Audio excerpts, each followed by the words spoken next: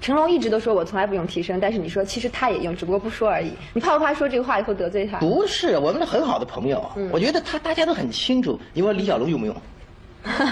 这个其实这个是大家都很清楚一样点，我们就都很清楚一件事情，就是说我们都是个演员，我们去演一些大侠呀，或者一些警察呀，一些很英勇的事情。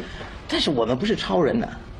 你像美国演员，你敢说哪一个演员拍动作电影的不用替身？不可能。Fight commentary breakdown sharing here. One thing I have to make clear. This is something that if any of you can find a quote from Jackie Chan, let me know. But from my understanding, Jackie Chan's never said he does all his own stunts. That is a misquoting of a misquoting of a misquoting. From my understanding, the closest Jackie Chan's ever said that he does his own stunts is in Chinese. He said something like this. He said, the most dangerous stunts, he tries to do all of them himself. So he didn't say he does all his own stunts. He also didn't say he does all of the most dangerous stunts. That's my understanding of what he actually said. And unfortunately got misquoted and misquoted and misquoted to the point where it just became he does his own stunts. So we have to understand that Jet Li doesn't officially try to correct this misquotation, but you have to understand that this is the assumption that Jet Li knows whatever got put into our Western brains. Jackie Chan never actually in person ever said he does all his own stunts. Now, to people who study film or martial artists, some of you probably have seen stuff like this, but to people who have never stumbled on my channel or don't look into Jackie Chan history, let me just show you two quick examples in case you've never noticed that he puts stuntmen in his movies.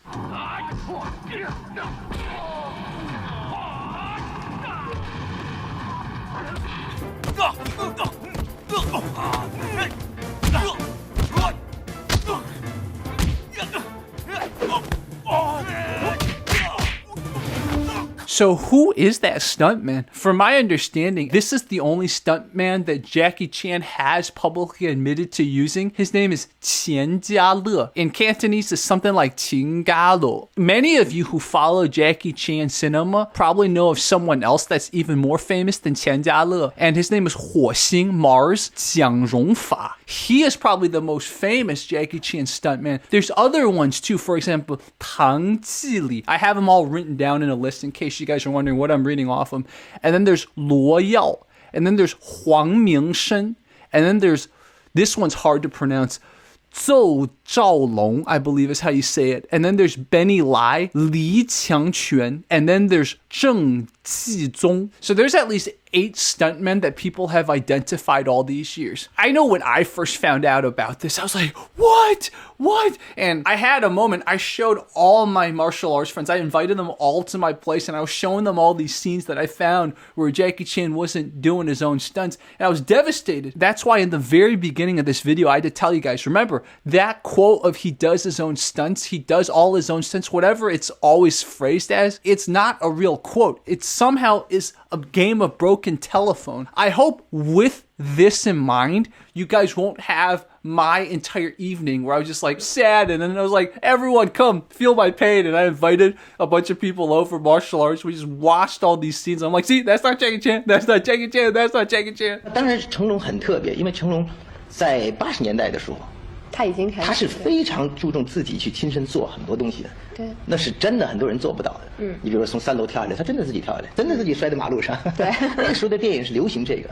那么真的真刀真枪的，对。你不是说他用不用替身，他真的做了一些超人的东西，是别人做不到的。对，他能做的。对。Those of you who are familiar with Kung Fu cinema know exactly what Jet Li's referencing. This is Project A, that famous Buster Keaton tribute where Jackie falls from 3 stories through a bunch of awnings, knowing that Jackie Chan never claimed he does all his own stunts. What we know is Jackie Chan did at least one of the falls. He hurt himself, and then 2 stuntmen did the 2 other falls shown at the end of the movie in the credits. So again, that is very impressive. Jackie Chan did one of the stunts. He did one of the falls. Realized that he didn't do all 3 of the falls, right? He hurt himself in the one time he did it. The other famous 3-story jump that Jet Li's probably also talking about is from Rumble in the Bronx. Now, in that one, the famous story was Jackie Chan did it 3 times. Now, there is no doubt he did the jump at least 1 time, but if you look closely, even in the footage shown at the end, even if you slow down the footage, because they cut the 3 angles, you could see that at least one of the jumps was definitely not done by Jackie Chan. And many people have said this was 郑纪中. And let's say Jackie Chan only does 40% of his own stunts. I'm sure that's at least double, if not triple, what the majority of actors at his time did. And I'm sure if we could go back in time and ask Jet Li during that interview, Jet Li would agree completely. Just because Jackie Chan did not do all of his own stunts